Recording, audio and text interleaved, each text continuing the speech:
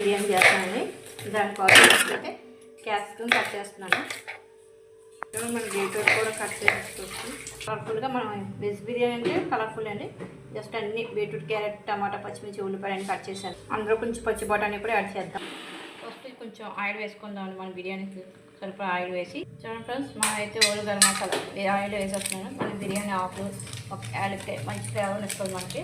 మొత్తం ఆయిల్ వేసాక యాలక్కాయ వేస్తానండి. సరిపడలేదు చూడండి ఫ్రెండ్స్, మా మూడు మళ్ళీ చూడండి అమ్మ వేసేసుకొని చూడండి పచ్చి బఠానీ కూడా వేసేసి ఫ్రెండ్స్, మనం అయితే ఒక కప్పు బియ్యానికి 2 కప్పులు వాటర్ వేసుకోవాలి కదండి. వాటర్ కొంచెం బిర్యానీ పౌడర్ ఒకటి యాడ్ చేసేసి మగ్గుతుంది బిర్యానీ. చూడండి ఫ్రెండ్స్, రైస్ వేసేసుకోండి. ఫస్ట్ రైస్ వేసేస్తున్నాను.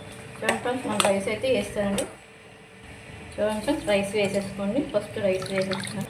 చూడండి ఫ్రెండ్స్, మనం రైస్ అయితే వేస్తానండి. దాంట్లో సాల్ట్ మన టేస్ట్ తగ్గట్టు 2 స్పూన్లు వేస్తాను. ఫ్రెండ్స్, మన బిర్యానీ అంత రైస్ కొంచెం వాటర్ ఉన్న సిమ్లో పెడేద్దాం ఫ్రెండ్స్. అయితే ఇలా